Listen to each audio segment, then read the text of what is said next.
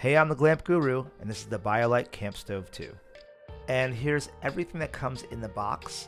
First up, you got this LED USB attachable light. Then you have this charger cable, which you're going to use to charge up the BioLite before you take it outside, by the way. And third up, you got these starter bricks for people that don't know how to start a fire on their own. I'm not sure you should be going outside if you don't know how to do that. Oh, and the BioLite bag to hold it all together. And a sticker. Yep. And here is the new LED interface with the 3 different meters. And if you don't know what you're doing, like I did at first, this thing comes in very handy. To put this stove together is very simple. Just flip out these 2 legs, and then the third leg is what holds in the actual orange part of the stove, where the battery is and all that. You flip it over, put the heat probe in the hole, and then lock it in with the third leg. That is it. Boom. Flip it over and good to go. Inside the burn chamber, the fire hits the thermoelectric generator probe and in turn powers the airflow system, which creates that complete combustion cycle. A stronger fire can create more power. With up to 3 watts of power for devices, any leftover power is stored in the internal battery. There is a way better explanation for how it all works on the actual BioLite website, and I suggest you check it out. Hold up, before you head outside, just make sure you charge the internal battery a bit because it needs to get the fans going, and then the fire will take over from there. And now we're heading outside. And just so you know, this is the first time I've ever actually used this stove. So you're seeing my maiden voyage here. So first off, I got one of those starter bricks to light the fire with. By the way, I do know how to light a fire without one of these, just so you know that I know that you know. And then I threw it in there, and I took some of the dry wood. Dry wood's very important, and put it in there with it. Load it up just enough. You don't need a ton. And once you've kind of seen that the fire is taken, you want to turn on that fan to its lowest setting.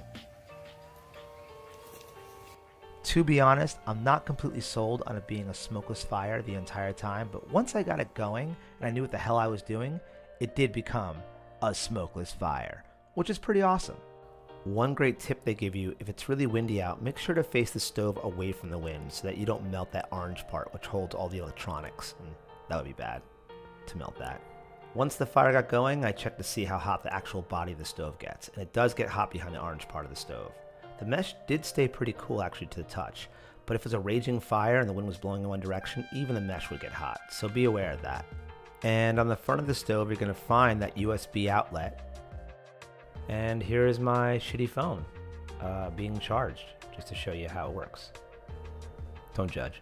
The thing is, if you want to charge your phone or some other device for a long period of time, you got to kind of tend to the fire and make sure you keep the fire going, because if you don't, it'll start pulling from the internal battery until the battery is dead. You can also use that USB outlet to power the flex light that comes with the stove. If you want to turn it on and off, just touch the back of it. And here's the ultimate test for the BioLite. How fast can it boil a cup of water? I thought I'd be a professional and time that process. The thing is this, around minute 3, it was going to boil pretty soon, but then I realized that you have to keep putting more wood in it.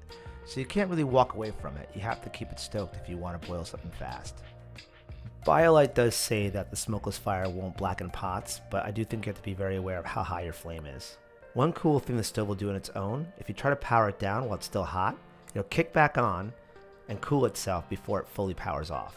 I do think this stove is pretty cool, and it's very compact for traveling, but you do have to tend to the fire pretty closely, especially if you want to charge a device for a long period of time.